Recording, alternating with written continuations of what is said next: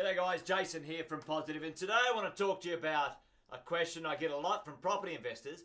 Well, exactly how do I pay for my investment properties when I look at the money that I get in my pay packet each week, each month, each fortnight, each year, and there's usually none left over. Matter of fact, I feel like I'm going backwards. It's a great question, and my answer is always, you must learn to do better with what you have. Let's have a quick look at an example right now of someone on $100,000 in Australia and look at what their financial position would look like if we put it in a pie chart. I always like to do a drawing. $25,000, 9.5, 35, $30,500. Let's have a look at who gets this piece of the pie. This one here, a major piece of the pie. They get their first piece of the pie is the tax man. The tax man takes around about 25% of a person on $100,000 straight away before you get to touch any of it. $9,500. Now who takes that? Someone who is in charge of your super. That comes out next. It's compulsory. You have to put it in to your super for your future. Hopefully it will be there for most Australians. They're concerned about that, and you should be.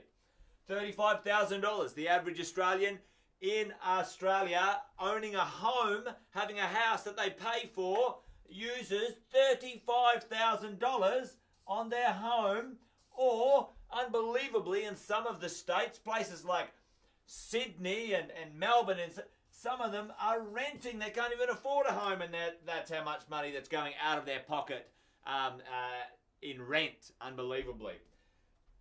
And guess what's left over? This is for you. You need to live off this. Unbelievable.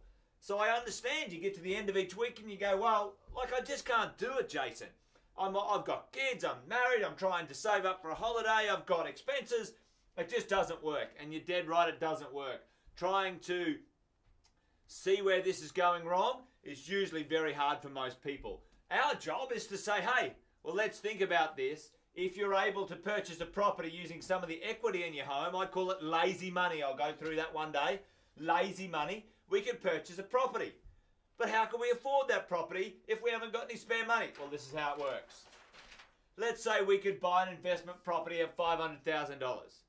That property, we want to make sure is renting for around about $500 a week. We call it about a 5% rental yield. Okay? The challenging thing, let's say if there was an interest rate on that property of 5% and we had some expenses, it's actually costing us $601 per week to own. So the rent $500 coming in, there's $601 going out. We're negative $101 per week. And you're saying, hang on, Jason, how do we, this doesn't make any sense. I thought you were going to show us how we could afford it. Well, hang on, don't get your horses before the cart or the cart before the horses, all right? Here's what happens as a property investor, which is awesome. As a benefit, as an investor of any sort, but property investors get extra. You get to claim tax back, you get to claim the expenses back, and you get depreciation, which is awesome as a property investor. And we can get tax back on this property when it's brand new of $152 a week. So 601 goes out, we get $152 back in tax, we get $500 per week back in rent. We're actually $51 positive in my pocket, real money. It's not pretend money, it's cash in your pocket every week.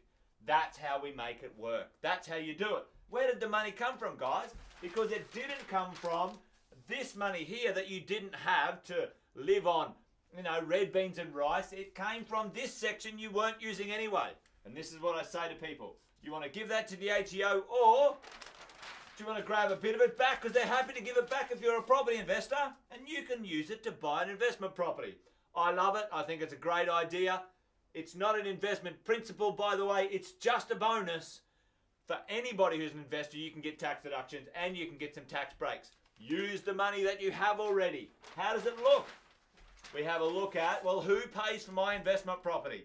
You don't, and that's the most important thing directly. The tenant rents the property. 80% of that money to cover the costs, interest and costs of the property come from the rent. Awesome. Sometimes you can get a bit more, but most places in Australia, which are great value, this is what it looks like.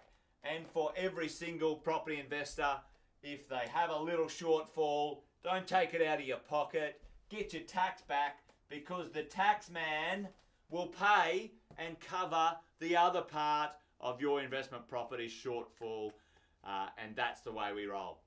Guys, if you want to know more about the details of how to put this into practice in a real property, come along to one of our property investment nights. We hold them all around the country. You'll speak to our professional, experienced property investment coaches on the night.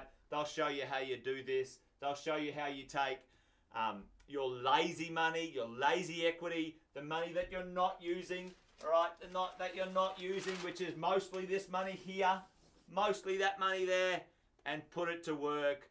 Maybe 1 or 2 or 3 properties over the next few years that pay for themselves rather than taking money out of your pocket. All right, guys, hope that was of use. Get out there in the marketplace, but stay safe. And until I see you in person, bye for now.